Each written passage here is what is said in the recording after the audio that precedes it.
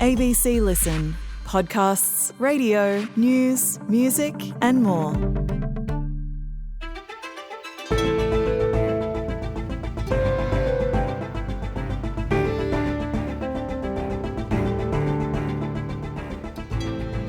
You might not really even notice it, but on any given day, you will be bombarded by gambling ads on TV, online, on billboards.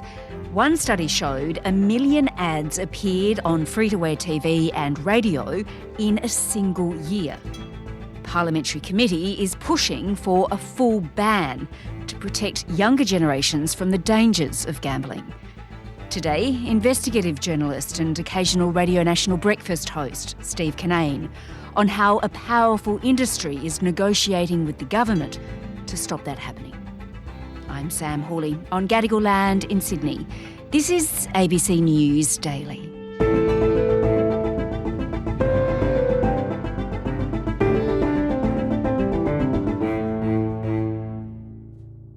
Steve, Australians are some of the biggest gamblers in the world. We know that. Why are we so into it, do you think? Well, I think it's fair to say that since settlement, it's been a part of our culture. The convicts and the settlers used to gamble with cards and dice, and we've always had a strong outdoors and sporting culture, and that tends to lend itself to betting and to gambling.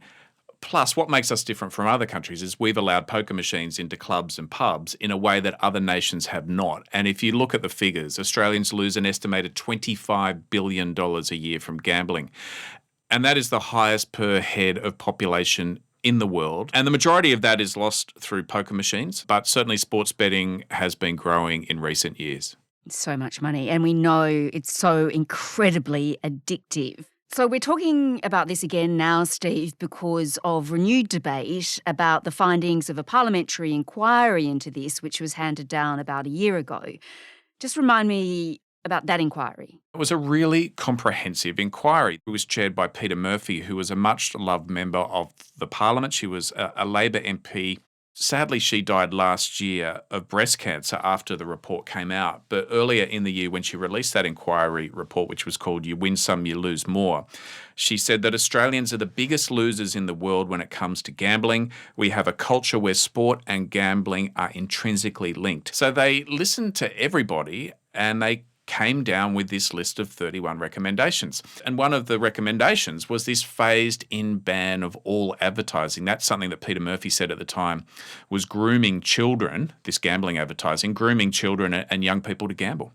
Okay, so one of the key recommendations out of this inquiry, a really significant inquiry, is to basically eventually ban all ads for gambling. That's right. That's really the key recommendation that's being debated at the moment. And the plan behind that was that they would bring in a phased ban, and it would be recommended that they would bring it in within 3 years. And that would then give the sporting codes and the broadcasters time to find alternative sponsors. And if you think of how Labor has treated the issue of smoking, they brought in plain packaging for cigarettes. Now, that was a world first at the time, and the government had to really take on the tobacco lobby, not just domestically, but internationally. So you can see at the moment that Labor is not treating this like a public health issue.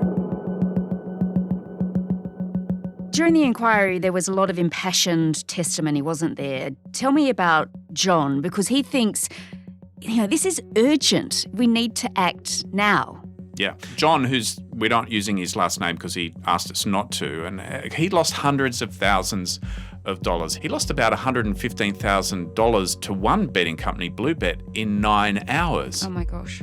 So in June 2017, I thought, I might have a go at this and open up my first online betting account. And within four weeks, I'd managed to gamble away all of my redundancy, 170-odd thousand, all gone within about 4 weeks. He also said that he got drunk one day and the betting ads came on and he saw them and he just started gambling and he started losing lots of money. Now, there are questions being asked in his case about, okay, so were the betting agencies at the time asking for proof of income? Can you afford to gamble this amount of money?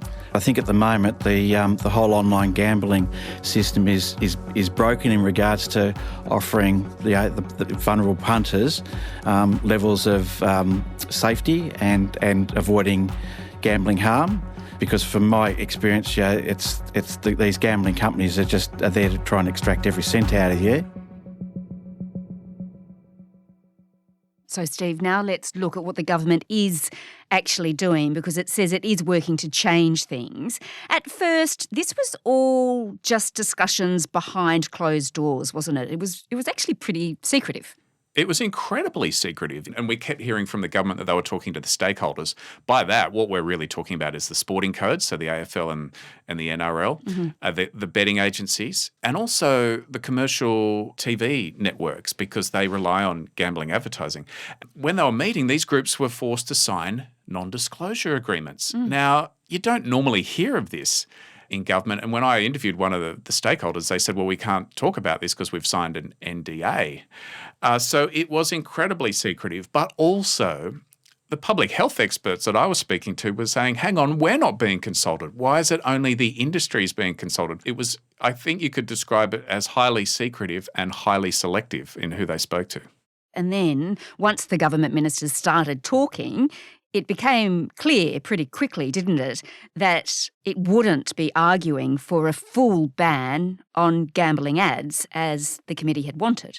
Yeah, that's right. It came out initially in the papers suggesting that Labor was going to bring in a partial ban and that they would have 2 ads an hour up until 10 p.m, that they would get rid of ads during children's TV. Now, when they say children's TV, they're talking about that slot in the afternoon. They're not talking about, for example, MasterChef, which kids still watch. Yes. Because those slots will still have gambling ads in them. And also, I think part of the suggestion was that you would have a ban during sport and an hour before and an hour after sport. I think you got a really good sense of what the government's position on this was when Bill Shorten spoke out both on Q&A and on Radio National Breakfast about what he thought were the risks if you brought in a blanket ban on gambling advertising. He was worried that if you got rid of the gambling ads and had a blanket ban, that it would see the demise of particularly regional TV, journalism in these areas. So, I just say to some of the extreme,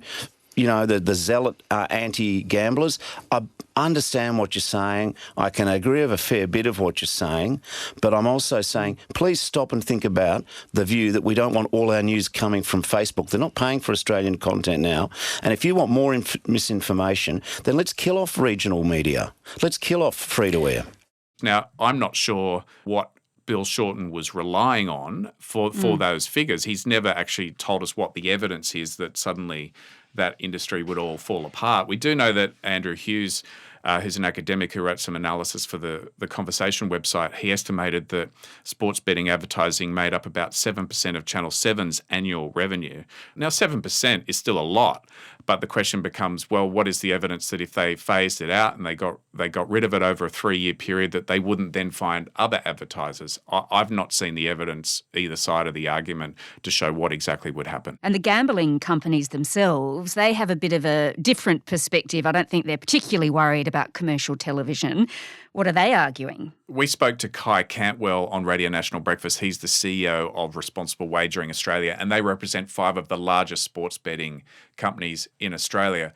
And he was particularly opposed to an online ban on gambling advertising. And what he was saying was that if you brought something like that in, you would then see an increase of illegal offshore providers and Australians gambling with those offshore providers. The risk of blanket bans in advertising in the wagering space is that we run the risk of driving Australian consumers into the illegal offshore providers, which are rife online already. And they offer no consumer protections, no economic benefits for Australian punters or Australian broadly, and no jobs. And he pointed to other countries like Norway and New Zealand, jurisdictions where he believed when they brought in bans, then suddenly this drove people to illegal offshore betting. In Norway, for example, the illegal offshore market is now 66% of the entire market. In Sweden, 59%. In Spain, 20%. In Italy, 23%. And this is a result of directly over-regulation in the wagering space. After that interview, I emailed his office and asked for a source for that Norway study. His office never got back to me about that. So we spoke to Stein Lungebæk, who worked for the state monopoly, because in Norway it's a state monopoly that runs gambling. It's not private enterprise. And he said that it was only 6% of the market there was offshore. And he said they had decided themselves, as the state-run monopoly, to stop marketing publicly and stop advertising on TV because they believed it was harming children. And so they took that decision themselves. And you also had a look in Ireland, where there is a ban on ads between 5 in the morning and 9 p.m.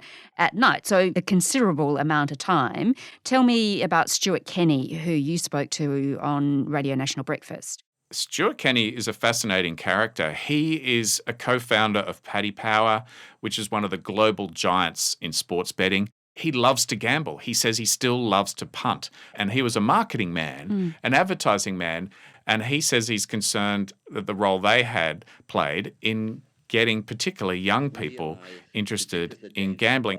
I'm not anti-gambling. I love gambling. I gamble all the time. Don't get me wrong. I think there is a place for responsible gambling industry in society, but there needs to be curbs on it. He actually quit that organisation because he had arguments internally about their advertisements. And I put to him that argument that was put by Kai Cantwell, that, it'll all move offshore if you have an advertising ban on online. And he said to me, well, I used to argue the same thing. Look, I use that argument all the time. There is nothing that backs up that point. People will not lend their debit cards, their bank card, to people they don't know in foreign jurisdictions that have no controls. This is a load of baloney. I use it all the time, every time I wanted a tax reduction. And he said, you've got a decision. He said, you can have a partial ban, that will advantage the bookmakers, or you can have a full ban and that will advantage the children. Yeah. So there are people like Stuart who are really, really sceptical about the benefits of some sort of cap or some sort of partial ban because the next generation will still be at risk. That's right. And in fact, Steve Cannane was convinced by academic research out of Australia done by Professor Samantha Thomas at Deakin University, that looked at the effect that gambling advertising was having in normalising betting to children. So they're turning on the TV to watch their favourite sport, and then they're seeing betting ads and they're seeing odds offered, and so they then associate that as being part of the sport.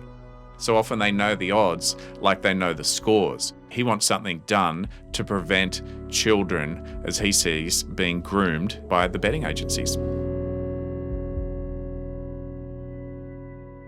All right, well, let's return to the situation here then. What do you think the government will do? Do you think it really will push ahead with this sort of partial ban that many people are pretty concerned about?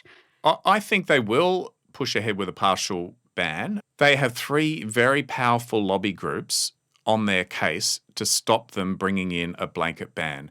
They've got the sporting codes, the NRL and the AFL. They've got the media companies. Now, no government wants to upset a media company in the run-up to an election. And they have the gambling industry. And they are having conversations behind closed doors, and who knows what they're saying. We do know there are people in the Labor caucus, Mike Freelander is one of them, who are arguing about the government taking a tougher line.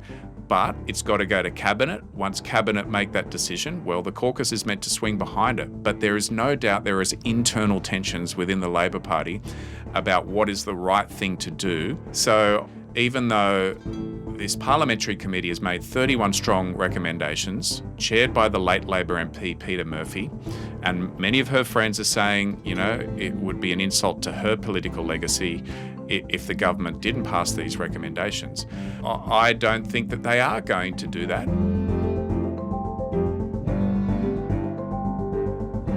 Steve Cannane is an investigative journalist and occasional presenter on ABC's Radio National Breakfast.